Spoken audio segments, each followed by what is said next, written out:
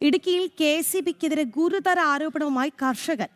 ഏലക്ക ഉണങ്ങുന്നതിനുള്ള ഇലക്ട്രിക്കൽ ഡ്രയറുകൾക്ക് വൈദ്യുതി കണക്ഷൻ നൽകുന്നില്ല എന്നാണ് പരാതി. കാടമം പ്ലാന്റേഴ്സ് ഫെഡറേഷൻ ചെയർമാൻ സ്റ്റെന്നി പോത്തനാണ് പരാതിക്കാരൻ. കേന്ദ്ര സർക്കാരിന്റെ PMFME പദ്ധതിയിലൂടെ സ്ഥാപിച്ച ഡ്രയറിനാണ് വൈദ്യുതി കണക്ഷൻ നൽകാത്തത്. വിവരങ്ങളുമായി ഇടുക്കിയിൽ നിന്ന് സുബിൻ തോമസ് ഉണ്ട്. സുബിൻ, എന്താണ് പരാതിയിൽ പറഞ്ഞിരിക്കുന്നത്?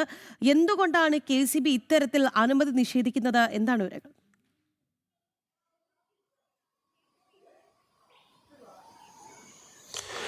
KCB ഇതിൽ ഇതുവരെ വിശദീകരണങ്ങളൊന്നും തന്നെ നൽകിയിട്ടില്ല എന്നുള്ളതാണ് ഏറ്റവും പ്രധാനപ്പെട്ട കാര്യം. ഈ സ്റ്റെന്നി പോത്തൻ കഴിഞ്ഞ ഒരു വർഷമായി ഈ ഡ്രയർ പ്രവർത്തിപ്പിക്കുന്നതിനാവശ്യമായ വൈദ്യുതിക്കായി കുമളിയിലെ KCB ഓഫീസ് കയറിയിറങ്ങുകയാണ്. പക്ഷേ ഉദ്യോഗസ്ഥരുടെ ഭാഗത്തു നിന്ന് അല്ലെങ്കിൽ അസിസ്റ്റന്റ് എഞ്ചിനീയറുടെ ഭാഗത്തു നിന്ന് കൃത്യമായ ഒരു ഇടപെടൽ അല്ലെങ്കിൽ നടപടി ഉണ്ടാകുന്നില്ല എന്നുള്ളതാണ് അദ്ദേഹം പറയുന്ന പരാതി. അദ്ദേഹം പറയുന്നത് ഈ ചൈനയിൽ നിന്ന് ഇറക്കുമതി ചെയ്ത ഒരു ഡ്രയറാണ്.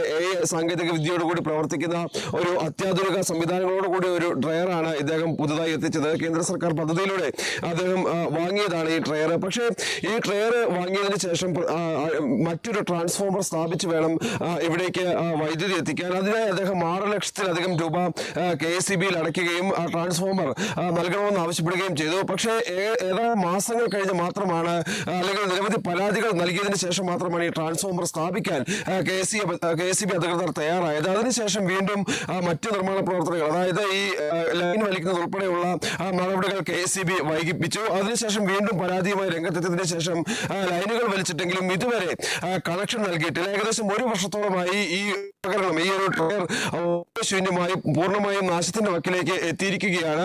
ഇതുമായി ബന്ധപ്പെട്ട് കഴിഞ്ഞ ദിവസവും ചെന്നപ്പോഴും ഇപ്പോൾ നൽകാമെന്ന് പറയുന്നതല്ലാതെ ഇതുവരെയും കണക്ഷൻ നൽകാൻ ഈ ഓഫീസർ അല്ലെങ്കിൽ ഉദ്യോഗസ്ഥർ തയ്യാറായില്ല എന്നുള്ളതാണ് സ്റ്റെന്നി പോത്തന്റെ പരാതി. ഇദ്ദേഹം മുൻ സ്പൈസ് ബോർഡ് വൈസ് ചെയർമാൻ കൂടിയാണ്.